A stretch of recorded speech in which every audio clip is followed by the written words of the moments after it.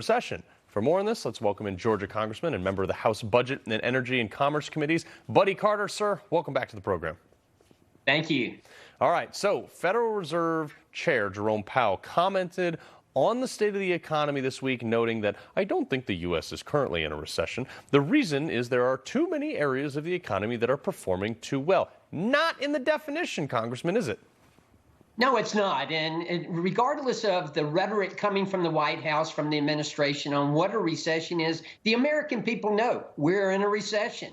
I mean, yeah, 2 straight quarters of a decrease in GDP. That's the traditional definition. But whatever the White House tries to tell you, we are experiencing it. We see that wages are down, that spending is down, that inflation is up, and gas is still way too high. We are all experiencing that, and therefore we know we're in a recession. Yeah, they're making the point that, like, well, unemployment is low. Yeah, well, if you lock a bunch of people out of the labor market, yeah, unemployment gets kind of low. But listen to some of notable names from the left going back many, many years who all seem to understand what a recession was.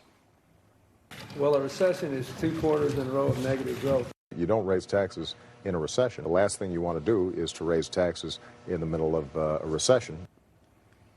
So just based on history, they can't define it. Bill Clinton did. And then even Barack Obama, who I considered economically relatively illiterate with his administration, actually said, don't raise taxes during a recession. Don't print money during a recession. What does Joe Biden do?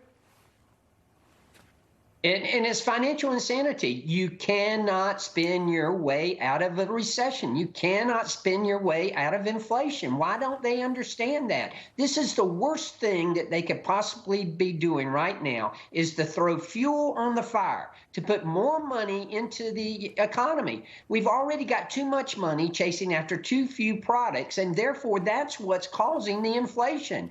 You know, the American Rescue Plan, it's been said by many that it added 4 percentage points to the inflation rate. Why doesn't the administration understand this? I mean, even Barack Obama, as you pointed out and played there, even he said you cannot raise taxes during the recession. They've already come after your budget. Now they're coming after your job. Yeah. So let's imagine, humor me for a second here, Congressman.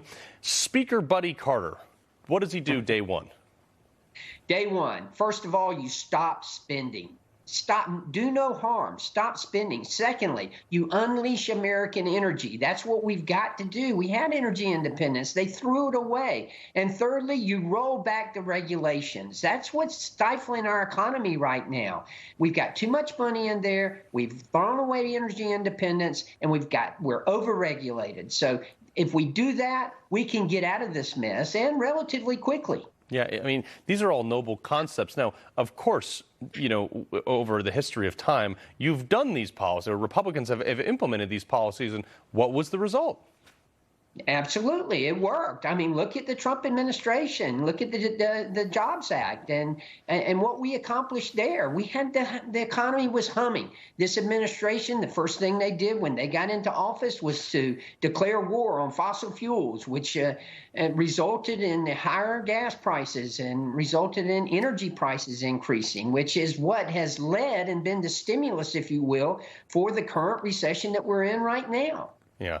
You know, in an age where all the information in the world is just at your fingertips because of the internet, we have still people, it's still a 50-50 proposition in this country, and it blows my mind that people still vote Democrat despite all the historical record. Congressman Buddy Carter, we appreciate you waking up with us this morning. Thank you.